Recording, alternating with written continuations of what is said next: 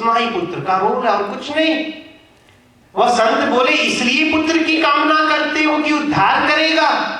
अरे जो नारायण की शरण ले लेता है, जो गोविंद की शरण ले लेता है, अपना तो छोड़ो, वह अपनी 21 पीढ़ियों का उद्धार कर देता है। 7 पीढ़ी माता के कुल की, 7 पीढ़ी पिता के कुल की और 7 पीढ़ी पत्नी के कुल की वो उद्धार कर देता है। अरे पुत्र क्या उद्धार करेगा? तुम नारायण का शरण लो, नारायण का भजन करो।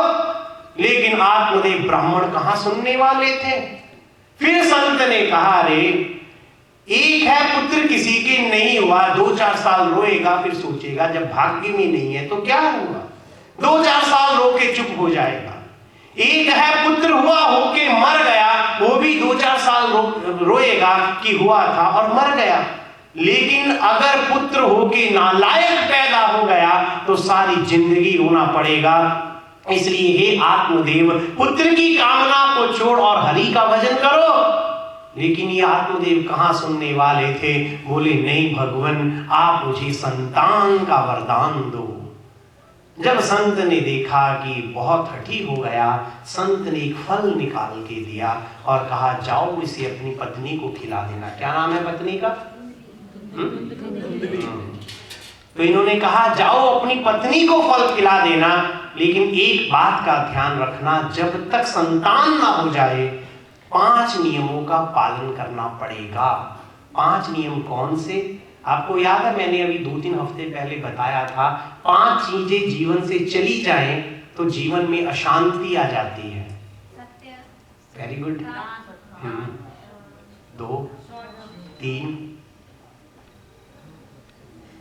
5 चीजें जीवन से चली जाएं, अशांति आ जाती है। संत ने कहा ये फल दे रहा हूं, जाके पत्नी को खिला देना, लेकिन 5 चीजों का पालन करना पड़ेगा। सत्य बोले, और ये बोलती है झूठ। दूसरा नियम बोला ये तब करे, और तब तो ये कर ही नहीं सकती। महाराज पति गए सुबह, ये इधर उधर सब जगह निंदा चुगली में लग जाती है। तीसरा नियम था पवित्रता से रहे, और महाराज ये 2-2 दिन तक नहाती नहीं है तो पवित्र कहां से रहेगी। चौथा नियम बोला था महाराज दान करे, और ये है क्या? कंजूस, तो दान करेगी कहां से। और 5वां नियम था महाराज दया करे। ये दया वया तो जानती नहीं थी, किसी तरह दूसरे का धन अपने घर में आए, बस यही ये जानती थी। संत ने फल दिया, ये 5 नियमों का पालन करेगी तो उत्तम संतान होगी। फल लेकर आत्मदेव ब्राह्मण कहां आए? अपनी पत्नी धुंधली के पास आए। बोले लो देवी, फल खाओगी तो तुम्हें पुत्र होगा। अब ब्राह्मण ने फल दिया, ये बेचारी टेंशन में आ गई। बोली अच्छा जी, कल सुबह नहा धो के खा लूंगी। अब जैसा हम चाहते हैं वैसा हमें संग मिल जाता है। इस बात को आप लाइफ में प्रैक्टिकली देख लीजिएगा। जैसा हम संग चाहते हैं वैसा संग मिल जाएगा। शराबी कहीं भी जाएगा दूसरे शराबी को खोज ही लेगा। जुआरी कहीं जाएगा दूसरे जुआरी को ढूंढ ही लेगा। और भक्त कहीं जाएगा महाराज भक्त को खोज ही लेगा। ये भी दुष्ट प्रवृत्ति की थी। इसकी भी एक सहेली अगले दिन आ गई। इसने अपनी सहेली को कहा मैं बड़ी दुखी हूं। इसकी सहेली ने कहा क्या हुआ? बोले पति कहीं से फल लेके आए, न जाने कौन से संत महात्मा के पीछे लगे रहते हैं। फल लेके आए और कहा फल खाओगी तो पुत्र होगा। सहेली ने कहा खा ले, फिर मुश्किल क्या है। अब जो धुंधली ने महाराज, भागवत में बड़ा सुंदर वर्णन है, मैं तो आपको एक चम्मच भी नहीं खिला पाता। भागवत रूपी समुद्र में जब आप गोता लगाएंगे तब पूर्णतम आनंद आएगा महाराज। तब वहां पर धुंधली कहती है अगर ये फल मैंने खाया, मैं गर्भवती हुई तो पेट बढ़ जाएगा और मैं कुरूप लगूंगी, चेहरे पर छाइयां पड़ जाएंगी, और अगर गांव में डाकू आ गए तो मैं भागूंगी कैसे। सब चीज उल्टा सोच रही है। फिर सोचने लगी अगर प्रसव के समय मेरी मृत्यु ही हो गई तो, और नहीं तो अगर जब मैं प्रसव में हुई घर का काम धंधा करने के लिए ननद आएगी, सारा माल मत्ता लेके चली गई तो, और अगर सुखदेव जी की तरह 12 साल तक बच्चा गर्भ में ही रह गया तो, और महाराज तो करती करती ये दुविधा में रही। इसकी सहेली ने कहा चिंता मत कर, ये फल तू फेंक दे। अगले दिन ही इसकी बहन आ गई धुंधली की। इसने अपनी बहन को भी सब बातें बताई। बहन ने कहा, देख तेरे घर में पैसा है और तेरे संतान नहीं है, मेरे घर संतान है लेकिन पैसा नहीं है। जहां दांत है वहां चने नहीं है, जहां चने है वहां दांत नहीं है।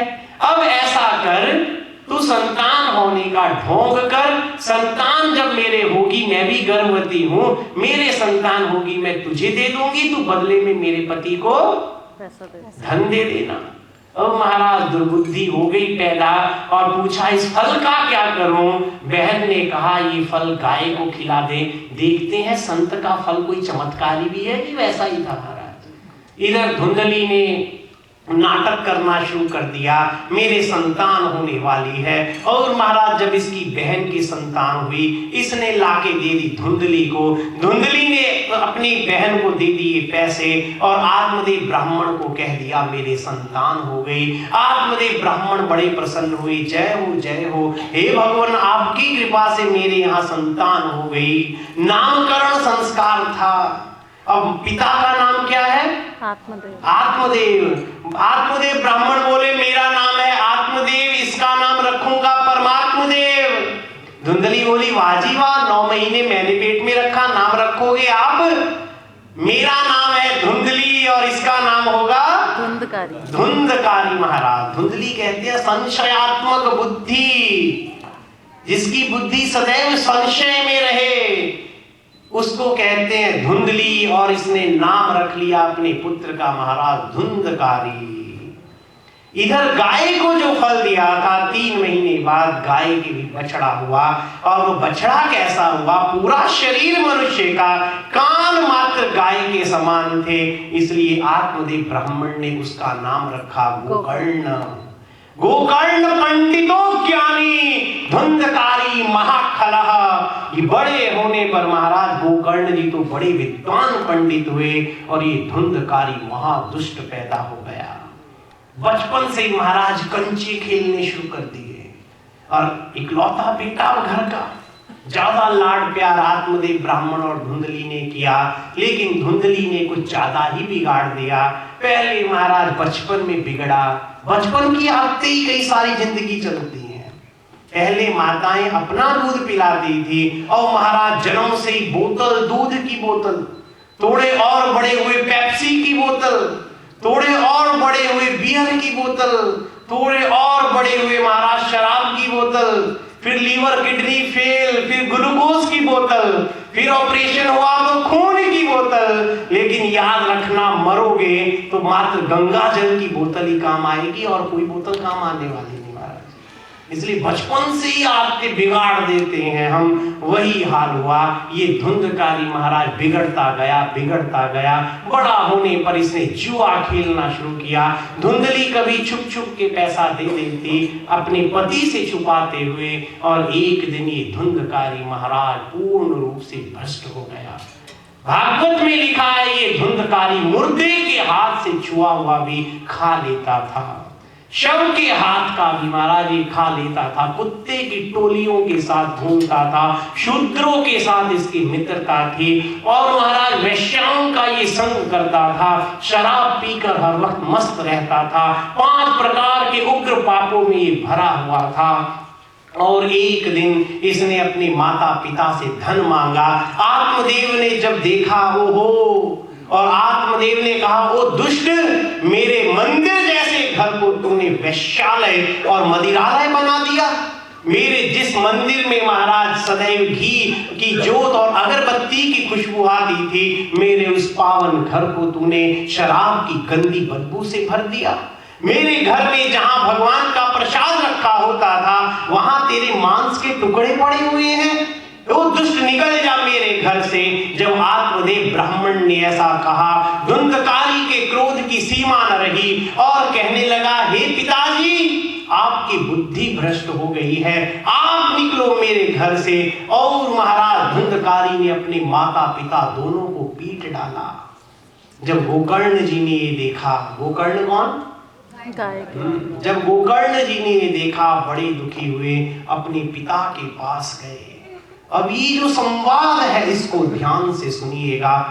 भागवत में ये संवाद मुझे बहुत प्रिय लगता है। आत्मदेव ब्राह्मण ने गोकर्ण से कहा, हे गोकर्ण, मैं बड़ा दुखी हो गया। सोचा था जो पुत्र बड़े होके पांव दबाएगा वह पुत्र आज गला दबाने पर उतर आया। मैं बहुत दुखी हूं, बताओ मैं क्या करूं। गोकर्ण जी बड़ा सुंदर उपदेश करते हैं। गोकर्ण जी कहते हैं, पिताजी, पहले इस शरीर में रक्त, अस्थि, मांस, मेदा, मज्जा, वात, पित्त, कफ, इस शरीर में अपनापन का भेद समाप्त कर दीजिए। इस शरीर से जो आपको मोह है इसको त्याग दीजिए। इस शरीर से संबंध रखने वाले पत्नी और पुत्रों का मोह त्याग दीजिए। है ठीक है, लेकिन उनके बिना मर जाएंगे, ये मोह को आप त्याग दीजिए। आगे गोकर्ण जी कहते हैं, इस संसार की प्रत्येक वस्तु को अस्थिर जानते हुए उस वस्तु के प्रति राग को त्याग दीजिए। हम सोचते हैं ये घर मेरा है, लेकिन शास्त्र कहता है तुम्हारा कहां से आया, हम क्या लेके आए थे। एक बार एक संत जा रहे थे, राजा ने देखा, अपने महल पर ले आया। संत एक रात रुके, सुबह जाने लगे। राजा ने कहा, कहो महात्मन, मेरा महल कैसा लगा। महात्मा ने कहा, जैसे मैं एक सराय में ठहरा, मुझे तो ऐसा ही लगा। राजा हैरान, मेरा सोने का महल और आप कह रहे हो धर्मशाला जैसा। संत ने कहा, तू यहाँ कब से राजा है। बोले 20 वर्ष हो गए। बोले अच्छा, इससे पहले ये महल किसका था। बोले मेरे पिता का था। अच्छा, उनसे पहले किसका था। बोले मेरे दादा का था। उससे पहले किसका था। बोले परबाबा का था। तो महात्मा बोले ये धर्मशाला ही तो है, सब चले गए, रुका कौन। इसलिए शास्त्र कहते हैं कौन अपना था। इसलिए गोकर्ण जी महाराज कहते हैं, हे पिताजी, संसार की वस्तुओं को अस्थिर मानते हुए उनमें जो आपका मोह है उसका त्याग कीजिए। जिंदगी का जो परम धर्म है कृष्ण भजन, आप वह भजन प्रारंभ कीजिए। और मैं आपको अंतिम उपदेश दे रहा हूं। गोकर्ण जी ने बड़ी सुंदर बात बोली। इस बात को यदि हम जीवन में उतार लें, मैं कहता हूं आपको और कुछ करने की जरूरत नहीं। गोकर्ण जी ने कहा, हे पिताजी, किसी भी दूसरे के गुण और दोषों का चिंतन छोड़कर मात्र भगवान की कथाओं का, भगवान के भक्तों का चिंतन करिए, आपका उद्धार हो जाएगा। कितनी सुंदर बात की गहराई देखिएगा।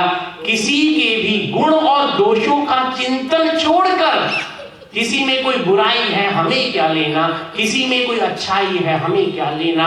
हे पिताजी, आप गुण दोषों का चिंतन छोड़कर भगवान के जो परम भक्त रसिक जन है उनका चिंतन करो, भगवान की कथा का चिंतन करो, भगवान का चिंतन करो, तभी आपका उद्धार होगा, नहीं तो आपका कहीं उद्धार न होगा। आत्मदेव ब्राह्मण ने पूछा, बताओ पुत्र मैं क्या करूं। बोले आप श्रीमद् भागवत के दशम स्कंद का पाठ कीजिए, जिससे कि आपका उद्धार हो। आत्मदेव चले गए जंगल में, भागवत के दशम स्कंद का पाठ करके भगवान के वैकुंठ में गए। इधर ये धुंधकारी महाराज अपनी मां को मारने लगा। गोकर्ण जी तीर्थ यात्रा के लिए चल पड़े।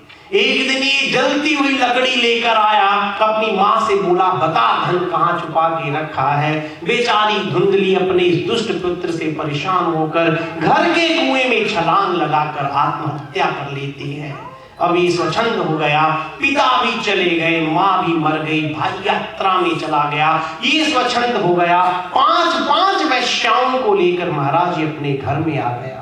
पांच वैश्याओं का संग करता था। अभी इस भागवत कथा का आपको आगे तत्व बताएंगे, इसका तत्व क्या है। अब महाराज वैश्याओं की कामनाओं की पूर्ति करने के लिए चोरी करने लगा। एक दिन इसने राजा के महल में चोरी करी। पांचों वैश्याओं ने सोचा, अगर किसी दिन ये पकड़ा गया, इसके साथ हम भी पकड़ी जाएंगी। पांचों वैश्याओं ने महाराज रात्रि के समय इसको बांधकर मारना चाहा, लेकिन अत्यंत दुष्ट था, इसके प्राण नहीं निकले। जलते हुए अंगारे इसके मुख में डाले और तड़फा तड़फा कर इस धुंधकारी को मार दिया। मारने के बाद इसको घर में ही गड्ढा खोद कर इसमें डाल दिया गया और पांचों वैश्याएं धन लेकर भाग गई। शास्त्र कहता है ऐसे पापी जीव का कभी उद्धार नहीं होता। यात्रा में गए थे गोकर्ण जी को भी समाचार मिल गया। गोकर्ण जी जब गया में गए, गया में जाकर उन्होंने अपने भाई की सदगति के लिए गया में श्राद्ध किया। एक दिन गोकर्ण जी घूमते हुए रात्रि के समय अपने घर में पहुंचे हैं और इस घर में ये धुंधकारी प्रेत बन के बैठा था, क्योंकि इसकी सदगति तो हो ही नहीं सकती थी। जब गोकर्ण जी ध्यान करने लगे तब ये महाराज धुंधकारी नाना प्रकार का प्रेत रूप लेके आया। गोकर्ण जी ने कमंडलू का जल छिड़क कर इसको आत्मविद्ता बनाया और ये बोलने लगा कि हे गोकर्ण मेरा उद्धार करो, हे भाई मेरा उद्धार करो। गोकर्ण ने कहा तुम कौन हो? बोला मैं धुंधकारी हूं, मेरे जैसा महापापी कोई न होगा, मेरा उद्धार करो। गोकर्ण जी ने कहा मैंने तो तुम्हारा गया जी में श्राद्ध किया, फिर भी तुम्हारा उद्धार न हुआ। गया जी देखिए बिहार में है गया जी। एक गयासुर नाम का राक्षस था, उसने ब्रह्मा जी की तपस्या करी। ब्रह्मा जी वर देने के लिए आए तो ब्रह्मा जी ने कहा क्या वर दूं? तो ये बोला महाराज मैं अमर हो जाऊं। ब्रह्मा जी बोले पॉसिबल नहीं है। बोले अच्छा ठीक है, अगर आप मुझको वर नहीं दे सकते तो आप मुझसे वर लीजिए। कैसा सृष्टि में महाराज ये राक्षस गयासुर। ब्रह्मा जी को बोला मुझसे वर लीजिए, मैं आपको दे दूंगा। ब्रह्मा जी ने कहा अच्छा मुझे ये वर दे, मैं तेरी छाती पर हवन करूं। मतलब ब्रह्मा जी का ये था कि मैं ही इसको मार डालूं। इसने कहा तथास्तु। 100 वर्षों तक ब्रह्मा जी इस गयासुर नाम के राक्षस की छाती पर यज्ञ करते रहे, लेकिन महाराज ये गयासुर नहीं मरा। ब्रह्मा जी ने आवाहन किया लक्ष्मी नारायण का, लक्ष्मीपति वैकुंठ में सवार होके आए। गयासुर को महाराज भगवान ने अपने पंजों से दबाकर मार डाला। मरते हुए भगवान ने कहा वर मांग। बोला नारायण आपके चरण मिल गए, और क्या वर चाहिए? लेकिन एक ही वर मांगता हूं, मेरी यह जो देह है इस पर आपने चरण रखे हैं, मुझे अपने नाम के साथ और अपने चरणों के साथ पवित्र कीजिए। जो इस गया क्षेत्र में आकर, इस क्षेत्र का नाम गया क्षेत्र हो जाए, जो यहाँ पर आकर जहां आपके चरण है मेरी देह के ऊपर, अपने पूर्वजों के लिए, अपने पितरों के लिए, जो महाराज नारकी योनि में गए हैं उनके लिए, या जो प्रेत योनि में भी गए हैं उनके लिए भी इस गया में आकर पिंडदान करेगा, उनको भगवान आपके धाम की प्राप्ति हो। भगवान ने कहा तथास्तु। गोकर्ण जी ने कहा मैंने तो तुम्हारा गया जी में श्राद्ध किया, लेकिन धुंधकारी कहता है मेरा 100 गया श्राद्ध करने से भी उद्धार नहीं होगा, क्योंकि गयासुर ने कहा था बड़े से बड़े पापी का भी यहाँ उद्धार हो जाए। लेकिन एक है पाप और दूसरे हैं महापाप। महापापों का उद्धार भी गया जैसा पावन तीर्थ जहां नारायण के चरण है नहीं कर सकता। धुंधकारी की बात सुनकर गोकर्ण जी ने कहा फिर तो कोई साधन नहीं तुम्हारी मुक्ति का, फिर भी चिंता मत करो, तुम अपने निवास में जाओ जहां तुम रहते हो, मैं कल विचार करूंगा। महाराज 10 मिनट तक कथा और करूंगा, क्योंकि 5 1 10 हो गए हैं, क्योंकि मैं चाहता नहीं प्रसंग को बीच में छोड़ूं। अगली बार करें यहीं पे विश्राम दे दे। हाथ खड़े कीजिए, जो कहते हैं अभी करिए। सबके हाथ ही नीचे। चलिए आप नहीं भी खड़े हाथ करते, मैं फिर भी करूंगा, मैं प्रसंग बीच में नहीं छोड़ूंगा। तो महाराज अगले दिन गोकर्ण जी ने सभी गांव वालों से पूछा कि बताइए धुंधकारी का उद्धार कैसे होगा। सबने महाराज वेद पलट दिए, पुराण पलट दिए, बड़े बड़े ऋषि मुनियों से पूछ लिया, लेकिन सबने कहा गया श्राद्ध से भी मुक्ति नहीं, फिर तो इम्पॉसिबल हो ही नहीं सकती। दोपहर के समय गोकर्ण जी ने अपने तपोबल से, ब्राह्मण है, ब्राह्मणत्व के बल से सूर्य नारायण की गति को रोका। सूर्य नारायण के सामने हाथ जोड़कर कहा बताओ कि मेरे भाई धुंधकारी का उद्धार कैसे होगा। सूर्य भगवान ने कहा हे गोकर्ण, तुम श्रीमद् भागवत सप्ताह की कथा करो, उसे सुनकर तुम्हारा भाई धुंधकारी मुक्ति को प्राप्त होगा।